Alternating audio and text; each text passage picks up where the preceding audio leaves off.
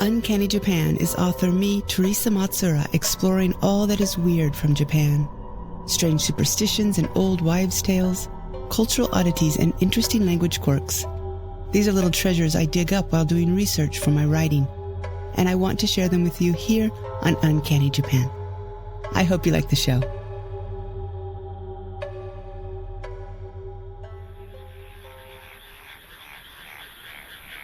Hey everyone, Terry here with another froggy background. Before I start, I want to thank everyone who has left a review of the show on iTunes. I get notifications when they come in and I read them right away. And when I'm feeling a little down, I read them again. The other day I got a very nice review with a question and I felt bad that I couldn't answer. Then I realized I could answer right here, so that's what I'm going to do. The question was, in one of the episodes you had the demon gate, kimon, which you explained as something bad. But I know there's a traditional dress called the kimono. Are they related in any way? Very good question. In this case, the words sound similar, but the characters that make up the words are different. With kimon, the two kanji are ki, which means oni, demon, ogre, or devil, and mon, which means gate. With kimono, again, the word consists of two characters, and while the first is also ki, instead of oni or ogre, it's a kanji having basically two meanings. One has to do with arriving, and the other has to do with clothing. Kiru is a verb which actually means to wear. Now, the second character of kimono is mono, and that usually means thing, object, or stuff. So together you get something like wearing thing or clothing stuff. But that doesn't do justice to the awesome garment that is the kimono. So while the two words do sound very similar, because their characters are different, they aren't related.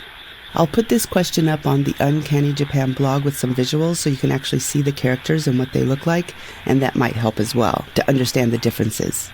So thank you, JapanFan1235, and I hope that answered your question. Now on to today's topic. I'm excited to share with you another idea I'm going to try out for the podcast. I've already told my patrons and the response seems pretty good. So let me share it here and see what you all think. Just to reiterate, right now I have the regular episodes that are about the interesting, curious, and creepy parts of Japanese culture. Things like Buddhist hells, the god of smallpox, and sometimes an urban legend or two like, Kuchisake Onna, the slit-mouthed woman, and Jinmingyo, the human-faced carp. Then, I recently decided to occasionally do a storytime episode, which is me reading some Japanese folktale with a nice spooky music bed. Right now I'm doing the works of Lafcadio Hearn.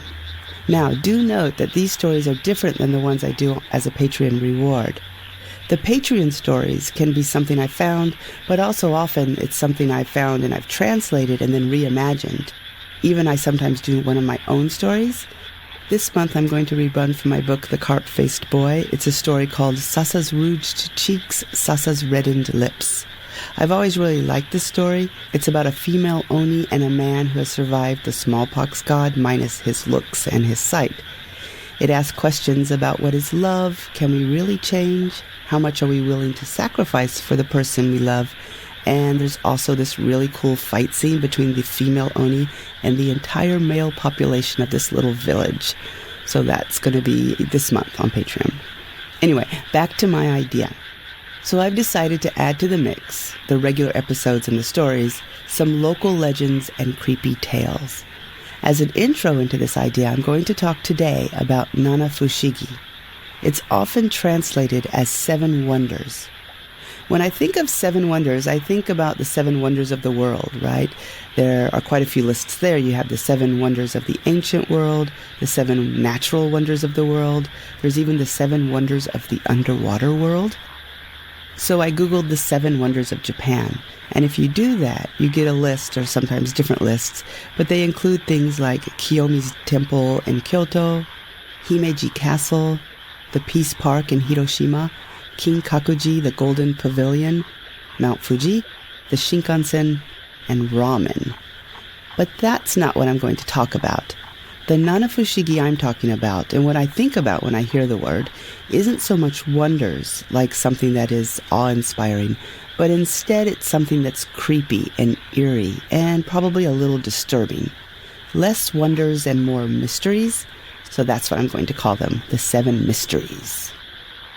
All over Japan, cities, prefectures, and even schools have their own Nanafushigi, or 7 mysteries. Some are more like urban legends, while others are quite old and have been told for generations. So let me explain by giving you an example. Honjo is an old Edo-era name for an area in Tokyo called Sumida. One of the things it's known for is its Nanafushigi, or 7 mysteries. As a matter of fact, the Honjo Nanafushigi are so well known that there have been rakugo stories dedicated to them, ukiyo-e woodblock prints carved of them, and an old movie or two about them. Even today, if you go to Sumida, you can visit the different sites of the Nanafushigi.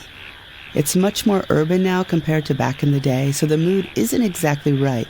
But still, if you do your research, you can find statues and plaques on the spots where the mysterious occurrences took place. So what are these mysterious occurrences? Let me give you a brief example of the Nanafushigi of Honjo. Number 1 is oitebori. Imagine you have gone fishing on a dark, drizzly night, and you find you catch a lot of fish. You're thrilled with your good luck, but since it's late and you're tired, you shoulder your bag full of fish and you head home. There isn't another person in sight, so you nearly jump out of your skin when you hear a croaky voice coming from what sounds like the middle of the moat, saying, "Leave them, leave them." Frightened, you run home only to find, after you've made it safely, that your bag is completely empty. Even now, there's a statue in Sumida of a kappa with 2 fish on its back, commemorating the incident. Next, we have okuri chochin.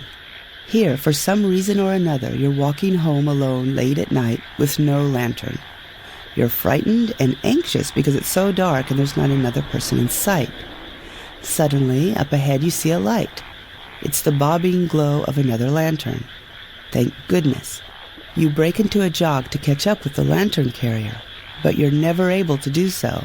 They're always a little bit faster than you are, no matter how fast you run. Then, there's the story of okuri hyoshigi. I need to explain real quick an interesting old custom that is actually still performed sometimes in my neighborhood, and I imagine also in other rural parts of Japan. That is, during the dry months, men go out with 2 small blocks of wood called hyoshigi and clap them together, chanting loudly, "Hino yojin," which basically means "mind your fires." The men walk slowly, clapping and chanting all up and down the streets. Now this Nanafushigi, okuri hyoshigi, told of how even when the men would stop clapping the wood, they could hear behind them the same clapping sound, almost as if someone were following them. Some believed it was an echo, but the phenomenon still happened even on rainy nights. The next mystery of Honjo is Akari Nashi Soba, the lightless soba seller. Here is a tale about a small outdoor soba stall, where every night the noodle stand would appear, but no one would be there to sell the noodles. Still, the andon oil lamp would be lit and stay lit all night long with no one tending it or adding oil. If you approached the stand, you would have bad luck. There's another story that states the opposite. It's called Kiezu Andon, the oil lamp that doesn't go out. Here there is an oil lamp, and it has enough oil, but no matter how hard someone tries to light it, the fire just goes out, doesn't light. This is also very unlucky.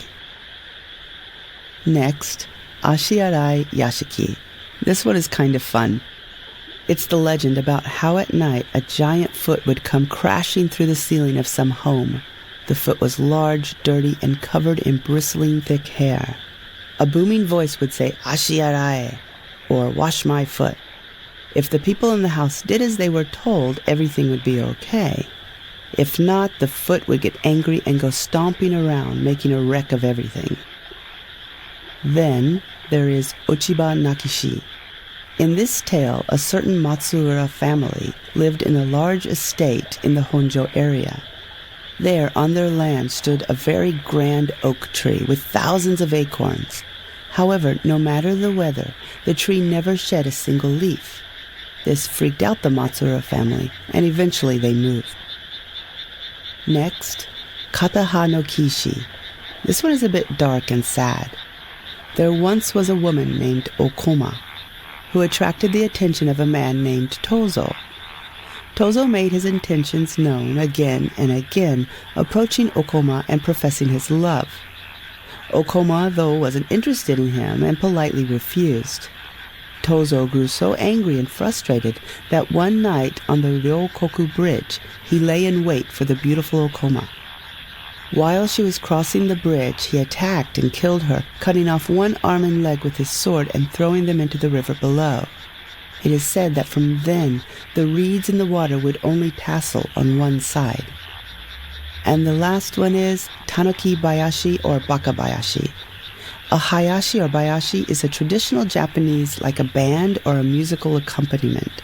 You often hear them during festivals. There's flute and taiko drums.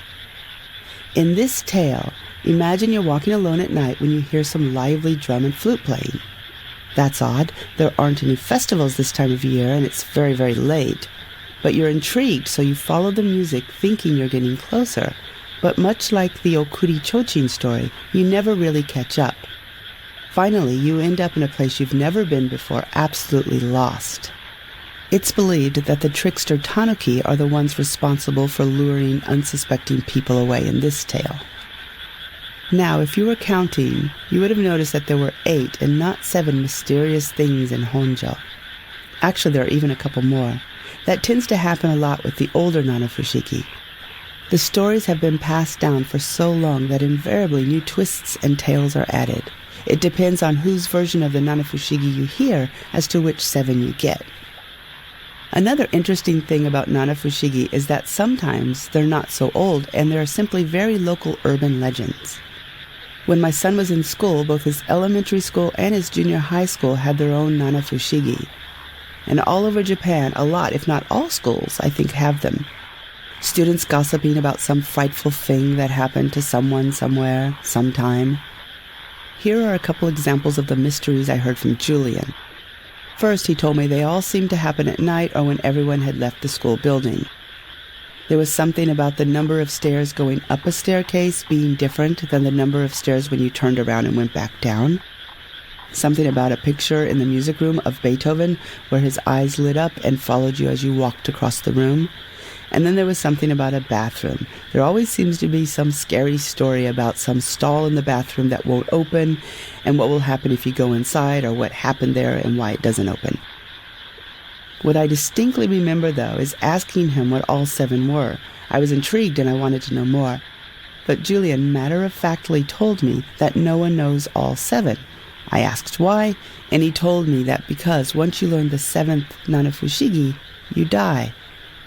Okay, so don't worry about that because those were Julian's school, probably the 7th Nanafushigi as far as I know, and I won't be doing those. Instead, let me segue back into my idea.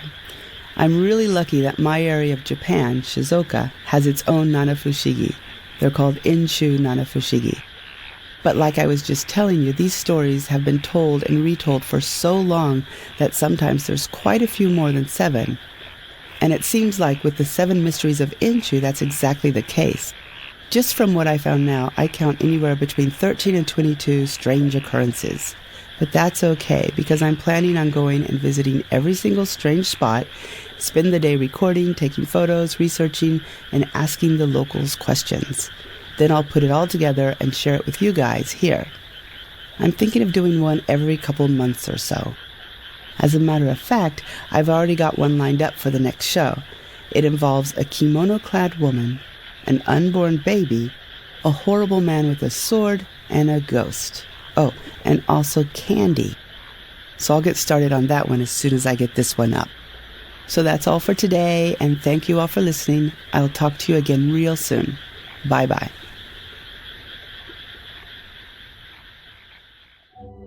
Psst. Hey. Do you like scary stories? Or maybe you don't do full-on horror, but enjoy a nice dark tale, something creepy involving Japanese folklore and superstition? Well, if that's the case, You can sneak on over to Amazon or wherever you like to buy books and look for my 2 short story collections, A Robe of Feathers and The Carp-Faced Boy. All you need to do is search for Teresa Matsura. Let me spell that for you. TheresaMatsura. Another place you can find me doing things is on Patreon. There, once a month, for my $5 and up patrons, I translate, retell, and record obscure Japanese folk tales. Some are dark, some are humorous, some are just weird. And lastly, another super sweet thing you can do is to write a review on iTunes. By doing this, you help like-minded people find Uncanny Japan. It's a little thing, but it means a lot, and it's a great big help. Thank you. I'm Teresa Matsura, and I'll talk to you soon.